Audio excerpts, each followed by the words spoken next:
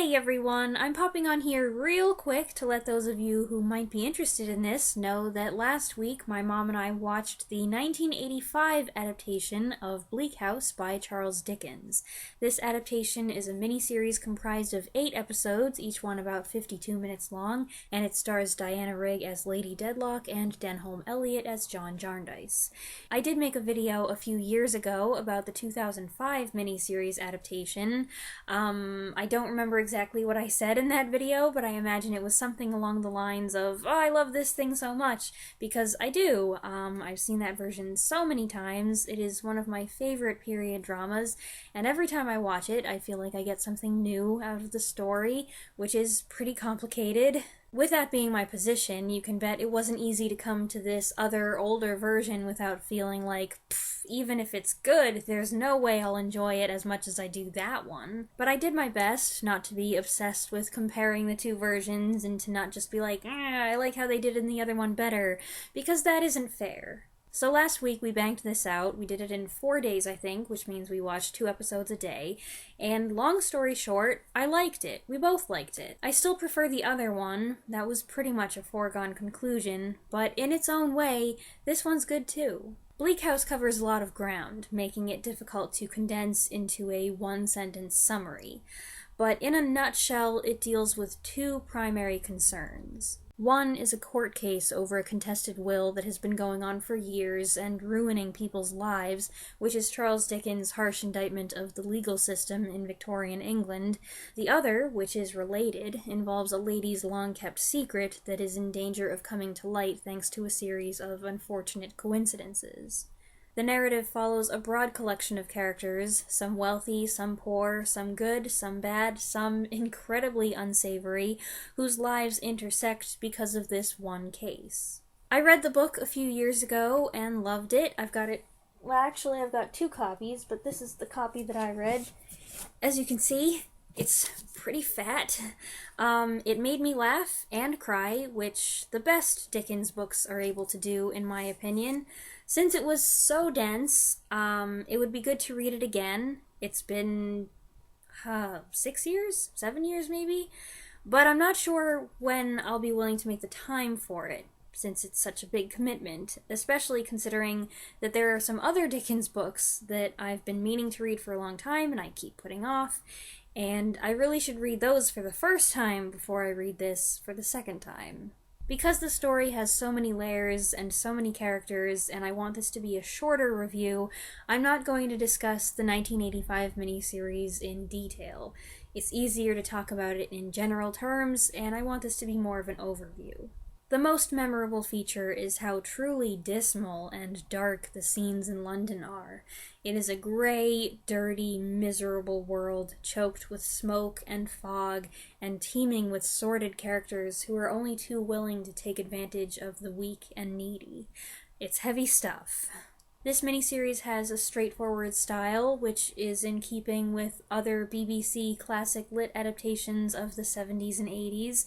They weren't as stylized and cinematic then as they are now. But it's still Bleak House, and that means no matter how straightforward it is, it's still complex. Personally, I think that multiple viewings are required to fully grasp the intricacies of the entire plot, no matter which version you're watching. What surprised me about this one is that as long and as faithful as it is, I did notice some things that they cut, and there are some connections that aren't clearly made. If I didn't already know the story, there'd be some points where I would feel completely lost. It's like the story and all the characters make up a connect-the-dots picture, except the finished product leaves some dots not completely connected, or they did connect them but they used invisible ink. It did take me a while to get really into this. I wasn't immediately engaged, and certain scenes that I find moving in the other version just weren't as touching here. But as the story advanced, the emotional scenes grew more compelling, especially as long-standing conflicts reached their resolutions, which is about the vaguest way I could put that. It did seem like one of the turning points for me was the spontaneous human combustion scene. I'd been wondering all along how they'd handle that particular moment, and I was pleasantly surprised. But I don't want to say that that made it more interesting, because that sounds bad. Oh yeah, I was way more into it once that guy randomly exploded. As any British period drama should, this miniseries has its fair share of familiar faces, though not nearly as many for me as the newer version does. A lot of these actors seem to be most known for their work on British television during the 60s through the 90s, which is not an area that I'm well versed in at all. I spent a good amount of time scrutinizing people and trying to figure out if I recognized them, and if I did, what from. And it's Dickens, so the characters are exaggerated. Not all of them, but quite a few of them, and I'd say both versions are equal on that point. It's the specifics of how they're exaggerated where they differ.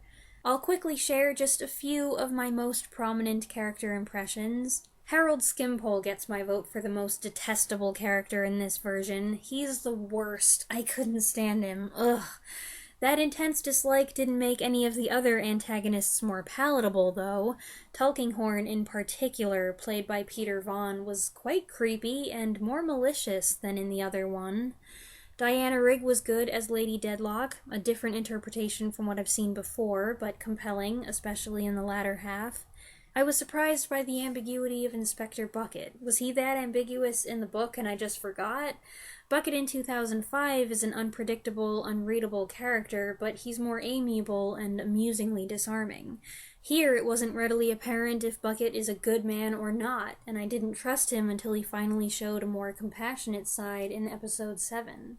Esther Summerson was everything she's supposed to be, if a little too docile at times, but that made it more noteworthy when she'd say something critical or show her backbone.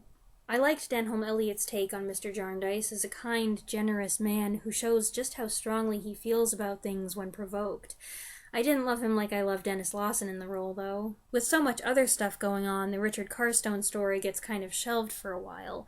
I didn't mind that, as I find this Richard super irritating, but that did mean they had to cram in a lot of material toward the end. Also, this makes me sound like a terrible, unfeeling person, but I found the boy Joe kind of annoying. Sympathetic? Yes, sure. But every line he uttered came out so whiny that it was grating. And this version of Mr. Guppy was very quirky, as he should be, but he had this way of wiggling his eyebrows that made it seem like everything he said was a thinly veiled innuendo, even when it wasn't. It's kind of odd and distracting, but it was funny and bizarrely endearing, I guess. So, having said all that, I want to make sure I reiterate that I enjoyed this version of Bleak House. It doesn't take the place of the 2005 version for me, but that was not likely to happen anyway. Going into this, I admit I felt like, the 1985 version doesn't stand a chance. There's no way I'll like it even half as much as the other one. But I feel that it proved me wrong. It held its own. I hope you enjoyed this video. If you would like to check out this version of Bleak House, it is currently streaming on Amazon Prime. It has always been my intention to review period dramas like this more frequently than I do. It just never ends up happening because of a few different reasons. If you'd be interested in seeing reviews of things like this more frequently, not just Jane Eyre adaptation comparisons, I would love to know. And if you're not interested, you don't have to say anything. The numbers speak for themselves. Speaking of Jane Eyre, the next adaptation comparison should be along shortly. I just have to get it done. And also, there's another play up on YouTube for a limited time, the Black Eyed Theatre production of Jane Eyre. I haven't gotten a chance to watch it yet, so I don't know how it is, and I don't know that I will be reviewing it. I've got kind of a full plate, and it's kind of complicated. But anyway, I wanted to let you know in case you'd like to see it, so I will provide a link in the comments section. Okay, I think that's everything. I will see you next time. Thanks for watching.